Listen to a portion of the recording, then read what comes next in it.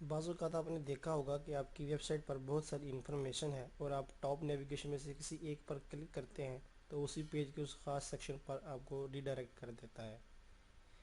ऐसा कैसे करते हैं आइए इस एग्जांपल में देखते हैं। ये मेरे पास linux_3 का एक फ़ोल्डर ओपन है जो आपको एक्सरसाइज फाइल्स के अंदर मिल जाएगा। इसके अंदर दो फाइल्स मेरे पास मौजूद हैं इस वक्त, fragments.htm और destination.htm। फिलहाल मैंने fragments.htm ओपन की हुई है। इसके अंदर आप देखें कि ये हेडिंग है, पैराग्राफ है, हेडिंग्स है, पैराग्राफ्स हैं, हेडिंग पैराग्राफ्स का कॉम्बिनेशन डाटा मौजूद है। इसकी हम आउटपुट देखते हैं, हमारे पास उसकी आउटपुट कुछ इस तरह की आती है। ऊपर लिखा हुआ link to section 1, link to section 2, link to section 3। इस तरह सेक्शन 1 है, सेक्शन 2 है, सेक्शन 3 है। मैं चाहता हूँ ये ब्लू बॉर्डर इसलिए अलग करने वाला कर्सर इधर है। मैं चाहता हूँ कि सेक्शन 1 पे क्लिक करने पे सेक्शन 1 पे जाए, सेक्शन 2 पे क्लिक करने पे सेक्शन 2 पे जाए और सेक्शन 3 पे क्लिक करने पे सेक्शन 3 पे जाए। तो मैं क्या करूँगा,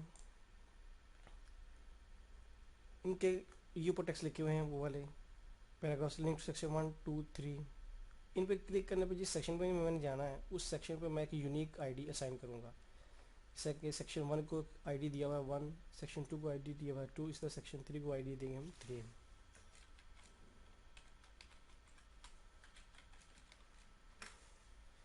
तो हर सेक्शन का एक यूनिक आईडी हो गया है। पहले सेक्शन का आईडी 1 है, दूसरे का सेक्शन 2 है, तीसरे का आईडी 3 है। ये कोई भी नाम हो सकता है लेकिन मैंने अपनी वजाहत के लिए, याद रखने के लिए आसान से नाम दिए हैं। इसी तरह जब इन पे आईडी साइन करूँगा तो मैं एंकर के अंदर href के अंदर आईडी पास करूँगा। मिसाल के तौर पर कैसे, इसी तरह इस पे एंकर का टैग लगाया, इस पर क्लिक करने पर सेक्शन 1 पे जाना, मैंने आईडी का दूंगा नाम आईडी 1।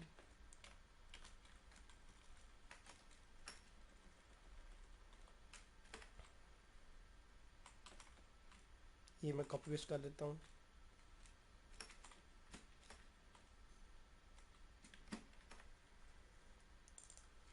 2 पे जाना है और इस केस में मुझे आईडी 3 पे जाना है। इसी तरह जो कोई ओपन किया उनको क्लोज भी करेंगे हम। सेव किया, आउटपुट देखते हैं इसकी। ये पी का टैग लिखा है, मतलब ये मैंने एंकर प्रॉपर्ली क्लोज नहीं किया। दोबारा से जाकर देखते हैं। हाँ ये देखिए एंकर टैग में पी के टैग के अंदर लिख दिया है। इसको बाहर निकालेंगे हम, आउटपुट देखते हैं। ये देखिए टैग ठीक हो गया। अब देखिए ये लिंक सेक्शन 1, सेक्शन 2, सेक्शन 3 तीनों लिंक बन गए हैं। मैं सेक्शन 1 पे क्लिक करता हूँ सेक्शन 1 आ जाएगा, सेक्शन 2 पे क्लिक करता हूँ सेक्शन 2 ऊपर आ जाएगा, सेक्शन 3 पे क्लिक करता हूँ तो सेक्शन 3 भी ऊपर आ जाएगा, लेकिन ये फुल ऊपर नहीं आया। दोबारा देखते हैं, सेक्शन 3 पे क्लिक किया तो फुल ऊपर नहीं आया। क्यों? क्योंकि पेज नीचे को स्क्रॉल करता है और मैक्सिमम इतना ही स्क्रॉल कर सकता था, इसके ज़्यादा स्क्रॉल नहीं कर सकता था क्योंकि नीचे हमारा इसको नीचे कंटेंट ही नहीं है।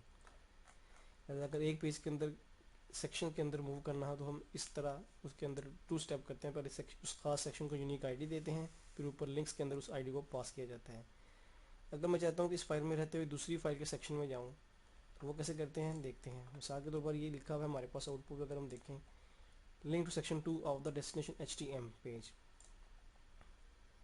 डेस्टिनेशन पेज में जाता हूँ, यह सेक्शन 2 जाना है। डेस्टिनेशन पेज जाता हूँ, जाकर देखता हूँ सेक्शन 2 के ऊपर एक मैं यूनिक आईडी पास करके आऊँगा। सेक्शन 2 मेरे पास है ये, इस पर ऑलरेडी आईडी यूनिक दिया हुआ है 2। अब दोबारा वापस में आऊँगा, इधर आके H2 के अंदर मैं दोबारा उसी तरह एंकर का लिंक लिखूँगा, एंकर का टैग।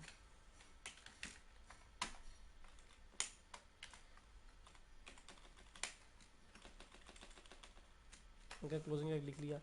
अब इस केस में मुझे पहले दूसरी डॉक्यूमेंट में जाना है। दूसरी डॉक्यूमेंट का नाम है मेरे पास destination.htm और इस पेज के सेक्शन 2 पे जाना है। लिहाजा इसके जहाँ इसका नाम ख़त्म हो रहा है इसके फ़ौरन साथ ही बगैर कोई स्पेस दिए मैं उस सेक्शन का यूनिक आईडी लिख दूंगा। मुझे उस पेज के सेक्शन 2 पे जाना है, लिहाजा destination.htm सेक्शन 2 उस ही तरह लिख दिया, सेव किया, आउटपुट देखते हैं।